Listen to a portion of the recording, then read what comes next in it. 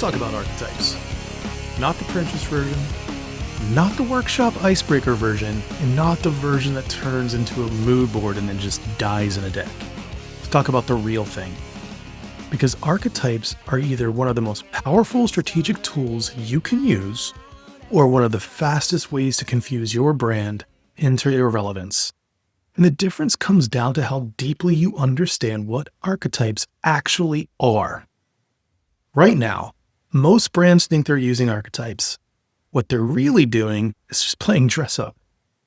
So here's the first misconception. One of the biggest misconceptions is that archetypes are personalities. They're not. They are not adjectives. They are not vibes. They are not creative directions. They are not something you slap onto a brand to make it feel more interesting. When archetypes get reduced to personality traits, they just stop doing any real work and they become decoration. This is how brands end up saying things like, "We're bold but friendly. We're premium but approachable. Playful but sophisticated." That isn't strategy. That's basically indecision wearing nicer clothes. True archetypes don't describe how a brand sounds. They describe why a brand behaves the way it does, essentially giving purpose to purpose. The second misconception is that thinking archetypes are about storytelling. Yes, archetypes do show up in stories, but they don't exist for storytelling. They exist because human behavior is patterned. People don't wake up as blank slates every morning. They carry motivations, fears, desires, and ideals that repeat across cultures and time. And that is what archetypes represent. They are psychological roles humans recognize instantly, even if they've never heard the word archetype in their life. That recognition is totally subconscious, and that's why it's so powerful. If your brand feels instantly legible to people, archetypes are going to do their job. If your brand needs explanation, they're not. So where do brands go off the rails? They usually fall apart in a couple of ways. Brands try to claim multiple archetypes. They say things like, well, we're kind of like a hero, maybe a little bit of a creator, and sometimes a rebel.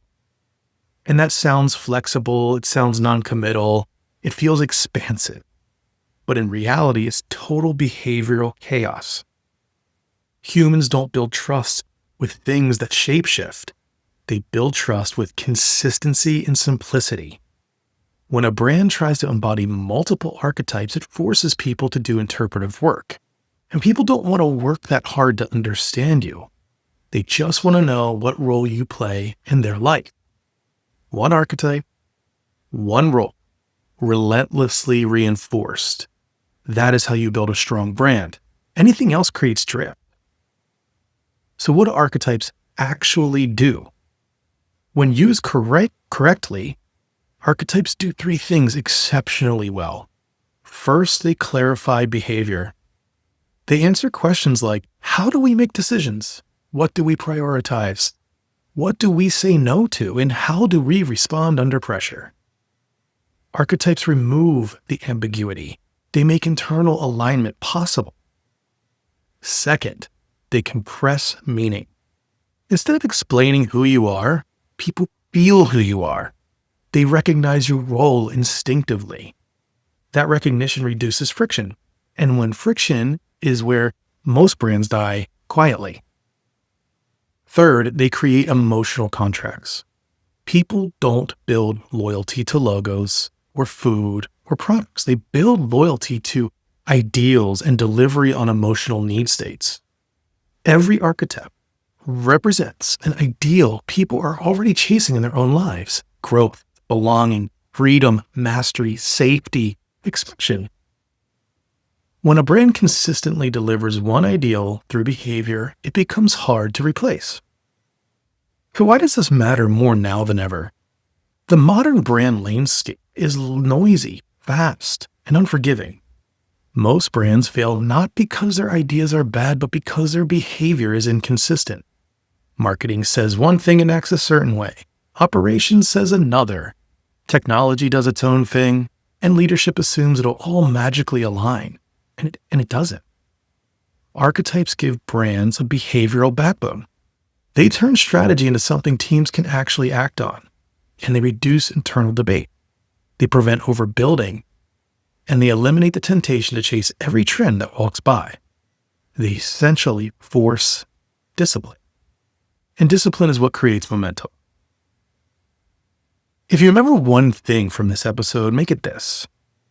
Archetypes are not about what your brand is. They are about the psychological role your brand commits to playing in people's lives. And that role comes with responsibility, with constraints, trade-offs. If you're not willing to behave consistently with that role, don't claim it, because people can feel the lie. It won't pass the sniff test.